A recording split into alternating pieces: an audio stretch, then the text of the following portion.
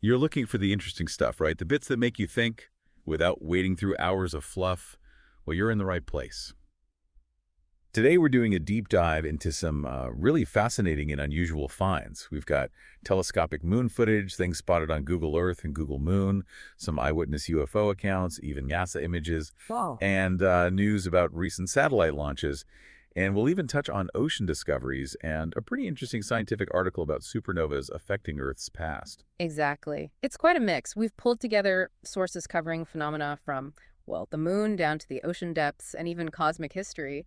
Our goal isn't just to list these things, but to sort of explore the connections, the questions they raise, maybe connect some dots for you. Okay, sounds good.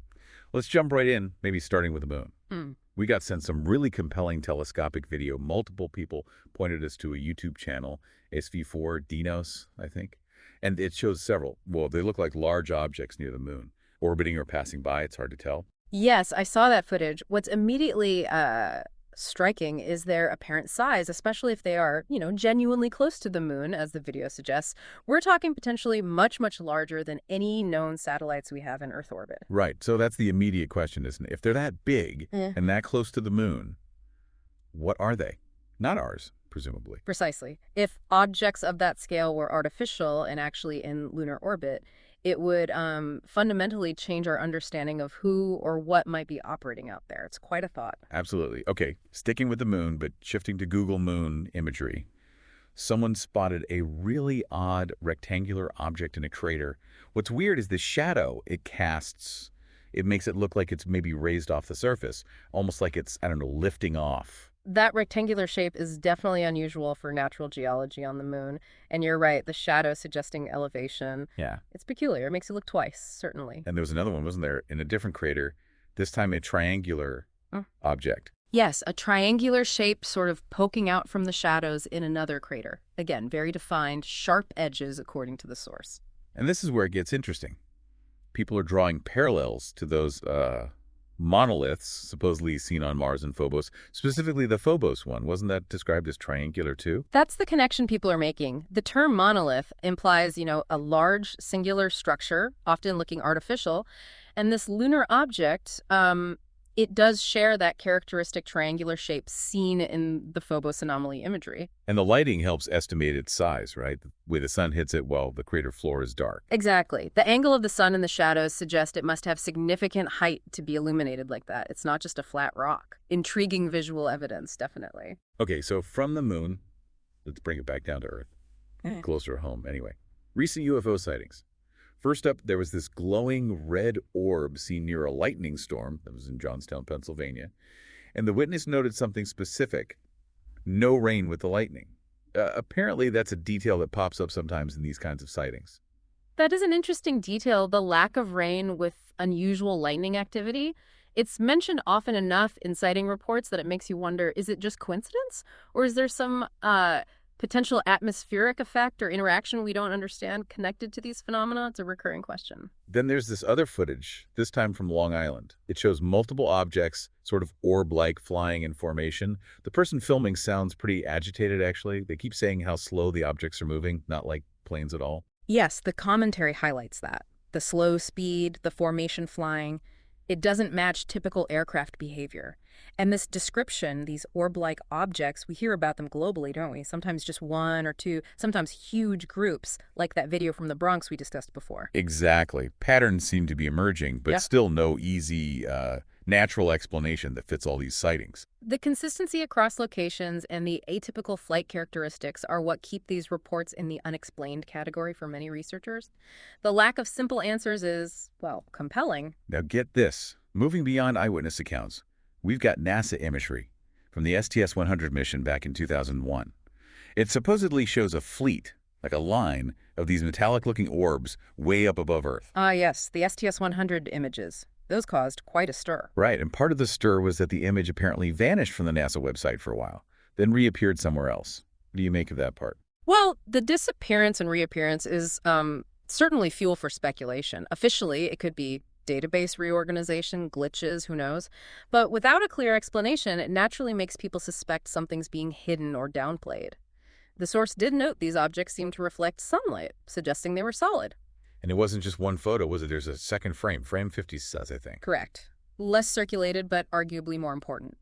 It shows the same group of objects, but frame-by-frame analysis suggests slight movement. Specifically, the leftmost orb seems to have shifted upwards relative to the others. So not just lens flares or static artifacts on the camera then. Real objects moving. That's what the sequential frames imply, yes. It definitely strengthens the argument that they were physical objects in orbit, exhibiting independent movement, makes simple explanations much harder. Okay, so we've got strange things potentially near the moon, strange things in our skies. What about what we're putting up there? Just yesterday, May 19th, the U.S. Air Force launched 2 secret surveillance satellites, an Alliance Delta IV rocket. Right, heading for geosynchronous orbit. That's very high up, about 22,300 miles. For military surveillance, communication, the usual stated purposes. Yeah, and we've talked before about how there seems to be an uptick in these classified launches. Makes you wonder what they're looking for or maybe watching for. It's a fair question. The sheer number of classified payloads going up does lead to speculation beyond just standard military observation. Could part of the goal be monitoring for non-terrestrial activity or an outside threat, as some theories suggest? It's impossible to know for sure from the outside, of course. And speaking of strange military connections, remember that NRO 37 mission? The one with the bizarre logos featuring the Black Knight? Oh, yes. That was certainly memorable. The Black Knight satellite. Quite a legend in itself. For anyone who doesn't know, it's this idea, this story, of an ancient alien satellite supposedly orbiting Earth before we launched anything. Wild stuff. It is a persistent narrative in ufology and ancient astronaut circles. What made the NRO 37 logo so odd was using that specific imagery, a highly classified modern surveillance mission using an emblem tied to, well, alien technology legends.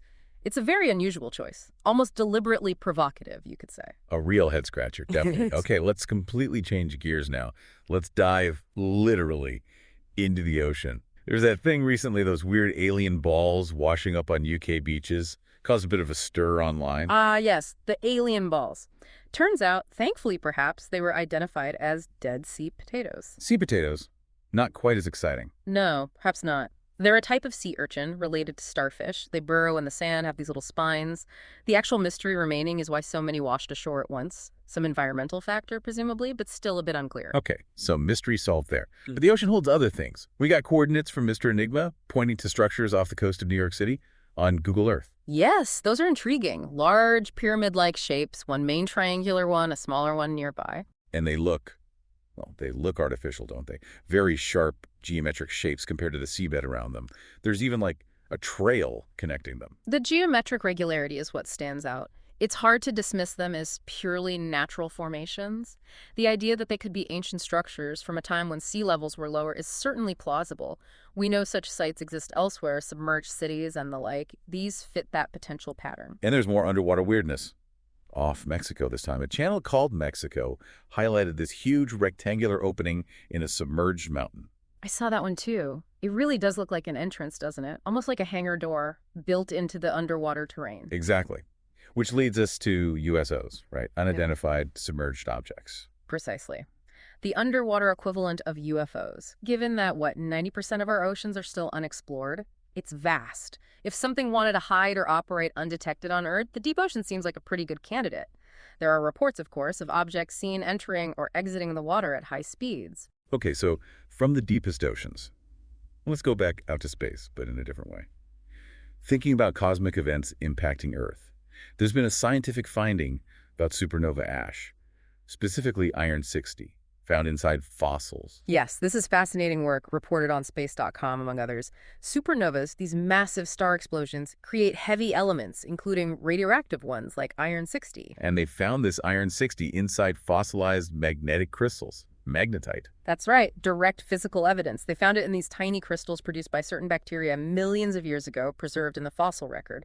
And they've dated this iron-60, particularly deposits found in deep ocean core samples, to around 2.6 to 2.8 million years ago. Which ties into a theory about a supernova, maybe 300-odd light years away, showering Earth around that time. Correct. The hypothesis is that one or more supernova, relatively close by, cosmically speaking, exploded a couple of million years ago, bathing our solar system in this debris, this radioactive ash.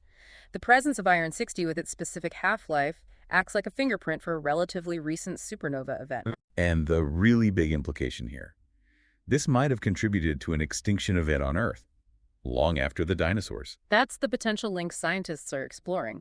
This time frame, around 2 to 3 million years ago, did see significant climate change and some extinction pulses. Whether the supernova radiation or associated cosmic rays were a direct cause or just a contributing factor is still being debated, but the evidence suggests a powerful cosmic influence on Earth's biosphere back then. Wow. It really changes your perspective, doesn't it? Thinking about star explosions light years away, potentially altering life here. Makes you wonder about future ones, too. Absolutely. It underscores how connected we are to the wider universe and how events out there can have profound consequences here. It adds another layer to understanding Earth's history and potentially its future vulnerabilities. So, quite a journey today. We've touched on anomalies near and on the moon, UFO reports and NASA images raising questions, secret satellite launches, and the weird Black Knight connection. Then plunged into the oceans for sea potatoes, possible pyramids, maybe even underwater bases, and ended up looking at how exploding stars millions of years ago might have shaped life on Earth. Quite the range. It really covers a lot of ground, highlighting mysteries from the very nearby to the truly cosmic. And remember, everything we discuss stems directly from these sources we've laid out. We're presenting these nuggets, these pieces of data and observation for you to consider. Feel free to dig deeper into any of them. So the final thought to leave you with is this. Considering everything we've touched on, the moon's strangeness, the persistent UFOs, the underwater enigmas, the cosmic impacts, what assumptions you might hold about, well, space, our planet's past, maybe even what's possible, might need a little rethinking, something to chew on.